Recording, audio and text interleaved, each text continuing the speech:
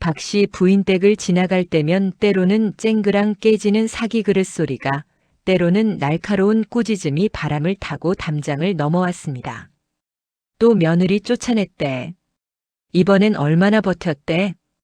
반년도 못 됐다더군. 짐 싸서 친정으로 도망갔다는 소문이야.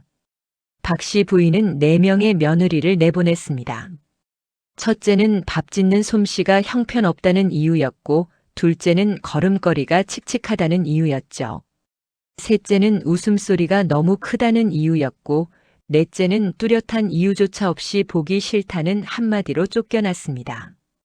5번째 며느리를 맞이한다는 소식이 들렸을 때 동네 사람들은 걱정 반, 궁금증 반으로 귀를 곤두세웠습니다.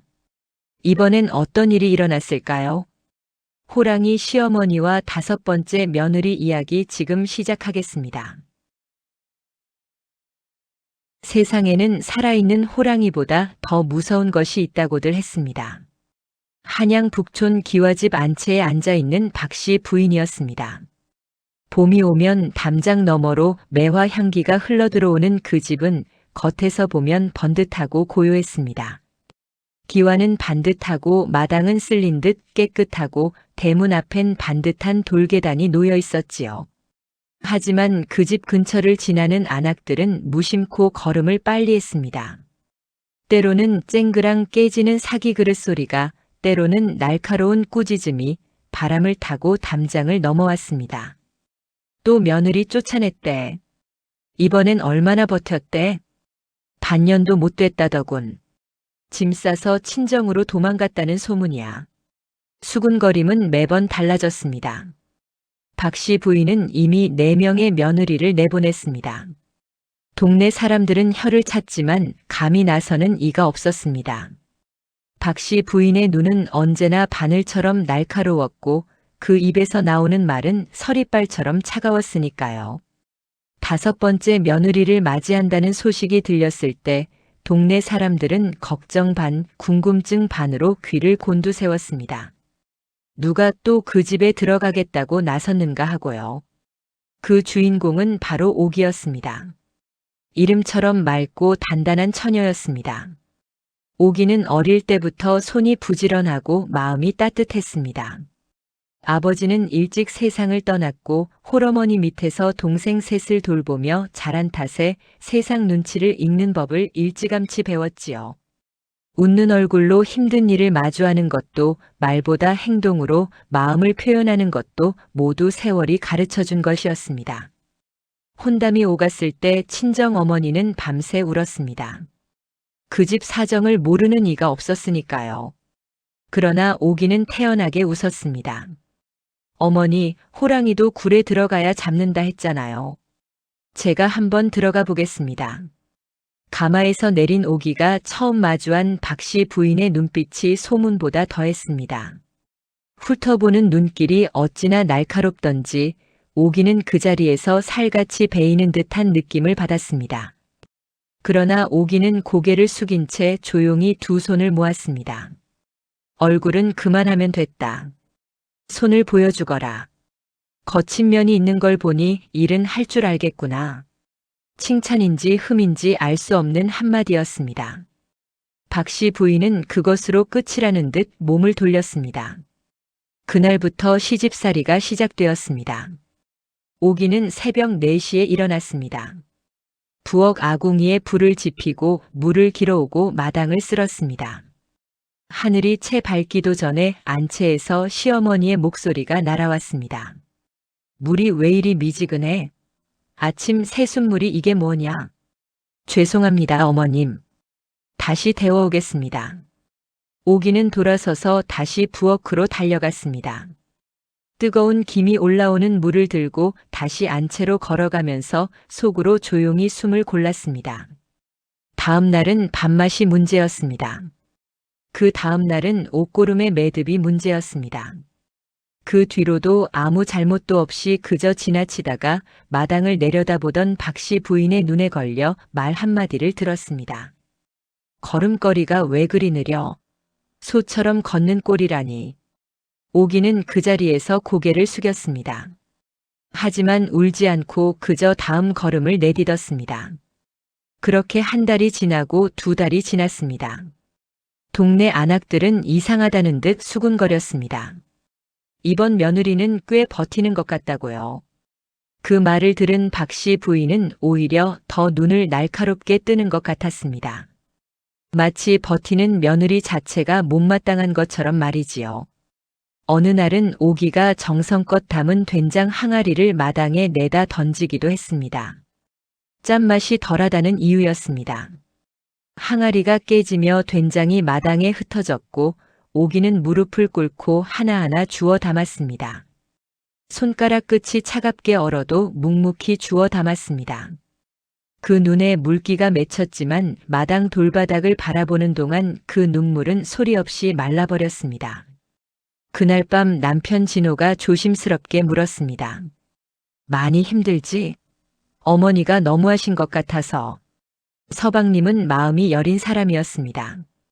어머니에게 한마디 하고 싶어도 그 무서운 눈빛 앞에 번번이 작아지는 사람이었지요. 괜찮아요. 아직 적응 중인걸요. 오기는 웃었습니다. 그 웃음이 서방님의 가슴을 더 아프게 했지만 오기는 그것도 알면서 웃었습니다. 걱정시키는 것보다 웃어보내는 게 낫다고 생각했으니까요. 그렇게 계절이 한번 바뀌었습니다.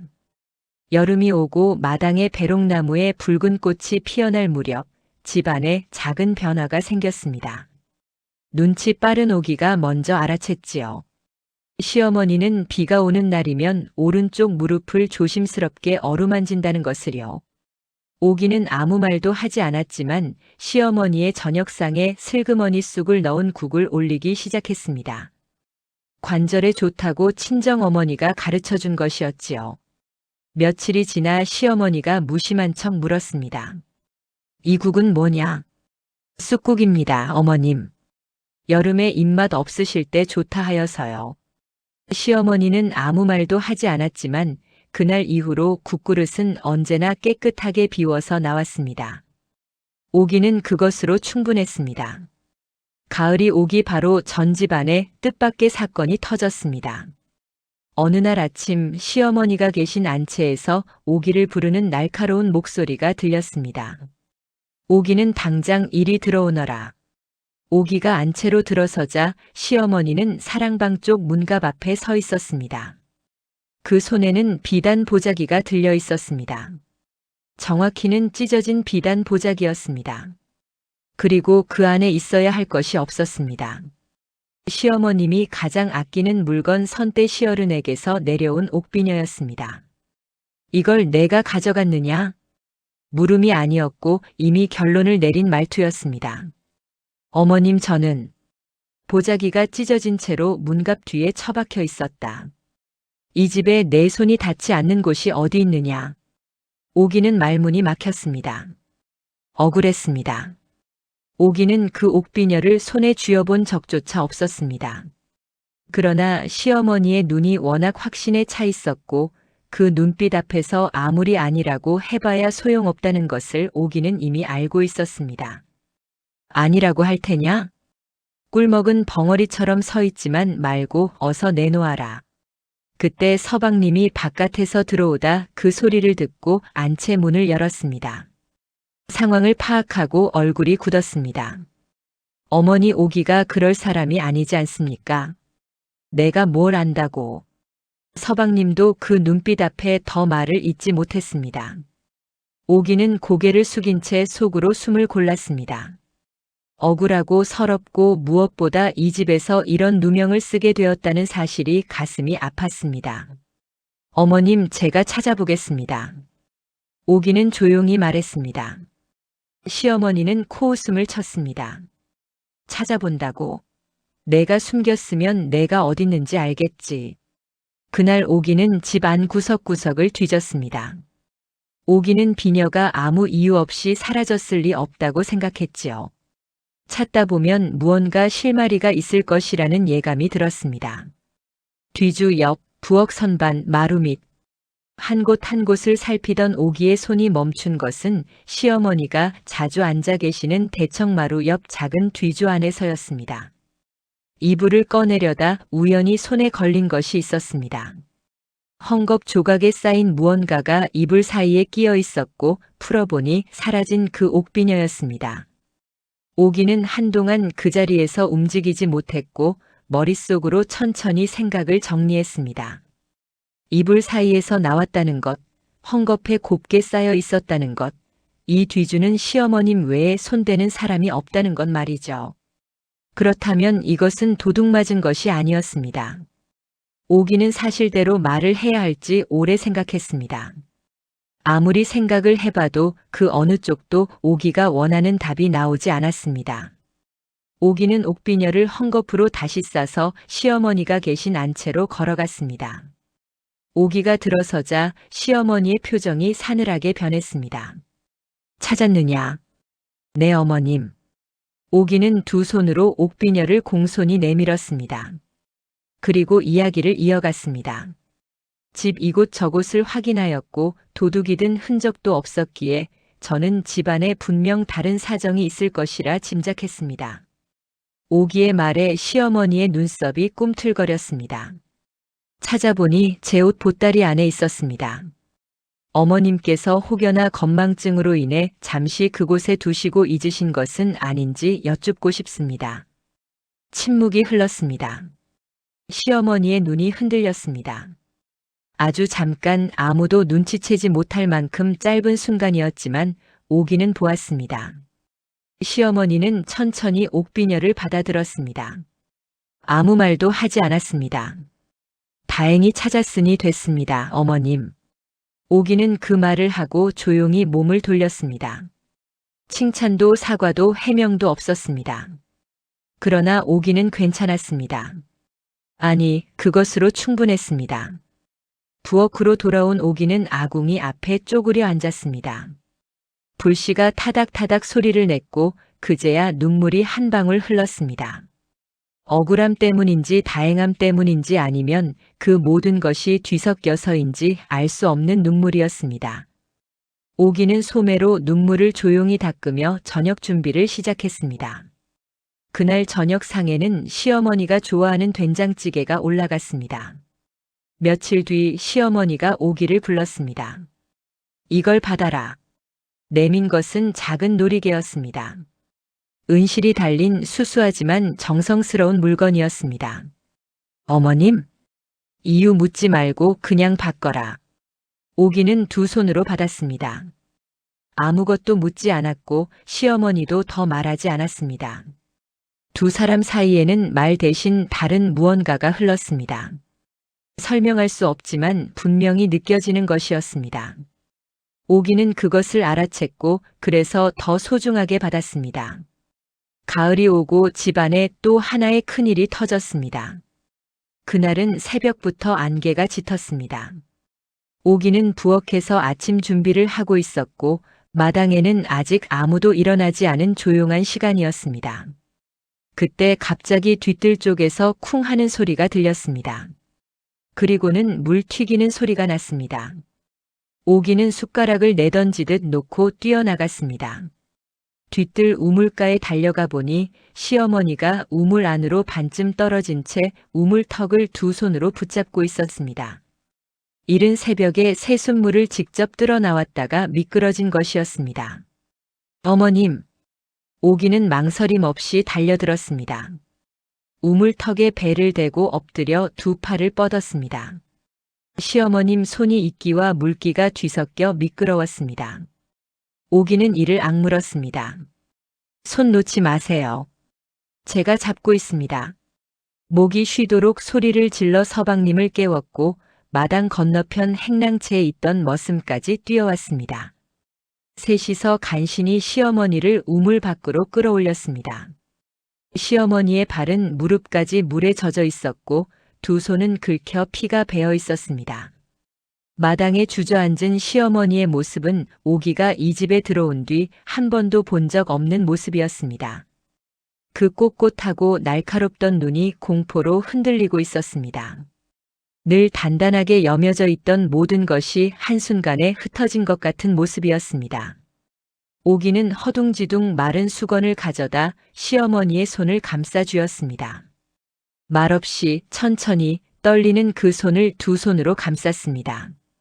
시어머님이 울고 있었고 오기는 놀랐지요. 눈물을 들키지 않으려는 듯 고개를 돌리려 했지만 이미 볼을 타고 흐른 눈물은 감출 수가 없었습니다. 그 눈물이 어찌나 낯설던지 오기는 잠시 무엇을 해야 할지 몰라 그 자리에서 얼어붙었습니다. 무섭고 강하기만 했던 사람이 흘리는 눈물은 오히려 더 크게 가슴을 쳤습니다. 서방님이 바깥채로 뛰어가고 행랑의 머슴도 물러난 조용한 마당에서 오기와 시어머니만 남았습니다. 오기는 아무 말도 못했지만 손을 놓지는 않았습니다. 그날 저녁 서방님은 장에 나가고 집안이 조용해진 후 오기가 시어머니의 방에 따뜻한 차를 들고 들어갔을 때였습니다. 시어머니는 창 너머 어둑해지는 마당을 바라보고 있었습니다. 등이 조금 구부러져 있었습니다. 그 뒷모습이 어쩐지 낯설고 또 어쩐지 외로워 보였습니다. 어머님 괜찮으세요? 시어머니는 긴 한숨을 한번 쉬시고는 천천히 입을 열었습니다. 나도 그랬었다. 오기는 차를 내려놓고 조용히 앉았습니다. 시집을 16에 들어갔지. 너보다 어렸어. 그 집 시어머니가 내 평생에 그렇게 무서운 사람은 없었다. 시어머니는 찻잔을 들려 올려 한 모금 마신 후 이야기를 이어가셨습니다. 밥을 먹다가도 수저를 빼앗겼다. 빨리 먹는다고. 천천히 먹으면 게으르다고. 뭘 해도 틀렸고 뭘 해도 부족했어. 새벽 4시에 일어나 자정이 넘어야 누울 수 있었는데 그래도 항상 더 할 일이 남아 있었지. 오기는 숨을 죽였습니다. 추운 겨울에 맨발로 장독대에서 일하다가 발이 얼었는데 약 한 번 못 발랐어. 아프다 소리도 못했고 그냥 꾹 참는 수밖에 없었지. 눈물이 나도 혼자 부엌 아궁이 앞에서 흘렸어. 연기 때문에 우는 줄 알라고. 시어머니의 목소리가 흔들렸고 눈은 먼 곳을 바라보고 있었습니다. 까마득히 먼 옛날 16살 새색시였던 자신을 바라보는 것처럼요. 10년을 그리 살았다. 10년. 그러다 시어머니가 돌아가셨는데 기뻐야 하는데 왜 그리 울었는지 모르겠어. 그 사람이 나한테 한 짓을 생각하면 통쾌해야 하는데 어째서인지 목이 메어서 아무것도 못하겠더라고. 침묵이 흘렀습니다. 그 10년이 내 안에 남아있었나 봐. 나도 모르게. 며느리가 들어올 때마다 그 시절 내 모습이 겹쳐 보여서 그게 싫었던 것 같아. 내가 왜 그 시절을 다시 보고 싶겠냐. 그러니 더 못되게 굴었던 거야. 몰아내면 안 보일 것 같아서. 시어머니는 잠시 말을 멈췄습니다. 그리고 아주 조용히 혼잣말처럼 덧붙였습니다. 그 비녀도 내가 그랬던 거다. 알고 있었지? 오기는 놀라지 않았습니다. 어느 순간부터 짐작하고 있었으니까요.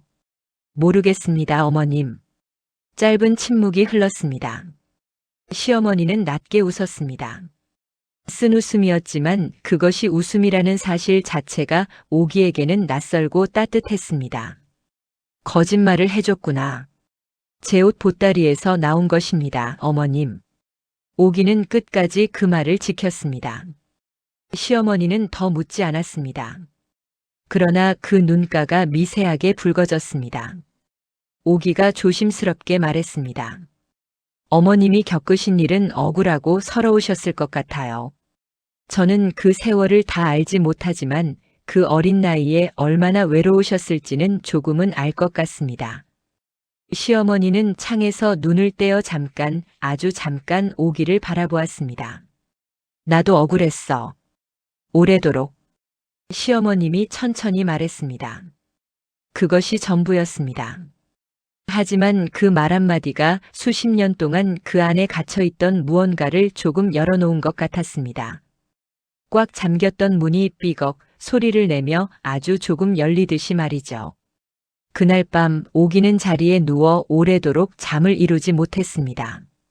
시어머니의 이야기가 머릿속에서 떠나지 않았습니다. 독함이란 어쩌면 가장 깊이 상처받은 사람이 세상을 향해 세우는 갑옷인지도 모른다는 생각이 들었습니다.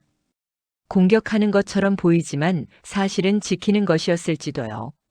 그런 생각이 들자 이상하게도 마음이 아팠습니다. 미웠던 마음이 아직 사라지진 않았지만 그 미움 위에 무언가 따뜻하고 아린 것이 씌워지는 느낌이었습니다. 오기는 달라졌습니다.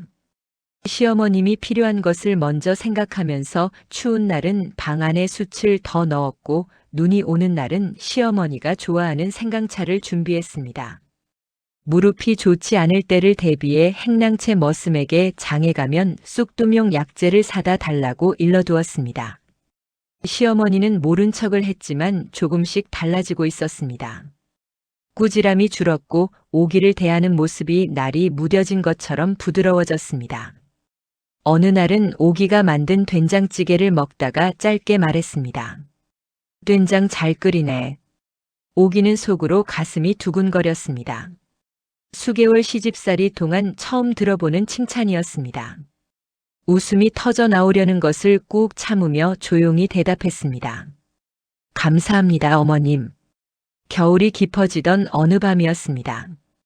눈이 쌓인 마당에 달빛이 파랗게 내려앉은 밤 시어머니가 오기를 불렀습니다. 시어머니는 창가에 앉아 달빛을 바라보고 있었습니다. 오기가 들어오자 눈을 돌리지도 않고 그저 옆자리를 손으로 가리켰습니다. 앉으라는 것이었죠. 오기는 조용히 그 옆에 앉았습니다.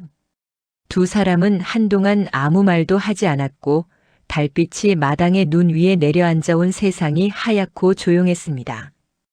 그 침묵이 이상하게도 편안했습니다. 춥지?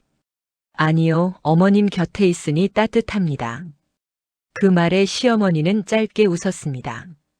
나 때문에 그동안 많이 힘들었지? 그래도 잘 버텨주었구나. 나갈 생각은 없었습니다, 어머님. 여기가 제 집이니까요. 오기가 조심스럽게 말을 이었습니다. 어머님이 겪으신 그 시간들, 아무도 몰라주고 아무도 위로해주지 않은 그 세월이 오래도록 혼자 품고 사셨을 것 같아요. 이제는 저한테 기대셔도 됩니다. 저는 어디 안 가요. 긴 침묵이 흘렀습니다. 시어머니의 손이 천천히 움직여 오기의 손 위에 얹혔습니다. 차갑고 마른 손이었습니다. 오랜 세월 혼자 무겁고 딱딱한 것들만 쥐고 살아온 손이었습니다. 그러나 그 손이 오기의 손 위에 얹히는 순간 세상에서 가장 많이 지치고 외로웠던 손이 따뜻해지는 느낌이었습니다. 오기는 시어머니의 손을 살며시 감싸주었습니다. 그 이후로 두 사람은 정말로 달라졌습니다. 시어머니는 여전히 무뚝뚝했고 살갑게 변하거나 갑자기 말이 많아지지는 않았습니다. 그러나 오기를 대하는 눈에서 날이 사라졌습니다. 오히려 눈빛에서 어떤 흐뭇함 같은 것이 지나가기도 했습니다. 오기는 그것으로 충분했습니다. 봄이 다시 왔을 때 마당에 매화가 피었습니다. 시어머니는 마루에 나와 앉아 꽃을 바라보는 사이 오기가 차를 들고 나와 나란히 앉았습니다. 두 사람은 말없이 차를 마셨고 매화 향기가 흘렀습니다. 매화가 피었구나. 네, 어머님. 올해는 유난히 많이 피었네요. 이 짧은 대화가 몇 해 전에는 상상도 할 수 없던 것이었습니다. 동네 안악들은 여전히 수군거렸습니다. 들었어? 그 무서운 박씨 부인이 요즘 며느리 감싸고 산다더라고. 에이 설마. 진짜라니까. 장에 나갔다 오면서 며느리 먹으라고 뭘 사왔다더라. 사람들은 믿지 않았지만 전부 사실이었습니다. 두 여인은 각자의 방식으로 상처받은 사람이었습니다. 한 사람은 그 상처를 갑옷으로 삼아 세상을 향해 칼을 세웠고 한 사람은 그 상처에도 불구하고 따뜻함을 포기하지 않았습니다. 모진 바람과 차가운 눈보라도 결국은 따뜻한 봄 햇살에 녹아내리듯 그 두 사람이 서로를 만나 서로를 이해하고 새로운 마음이 싹을 틔었지요. 봄은 그렇게 가까이 다가왔습니다. 이 이야기가 마음의 작은 울림이 되었다면 좋아요와 구독 부탁드립니다. 다음 이야기에서 다시 뵙겠습니다.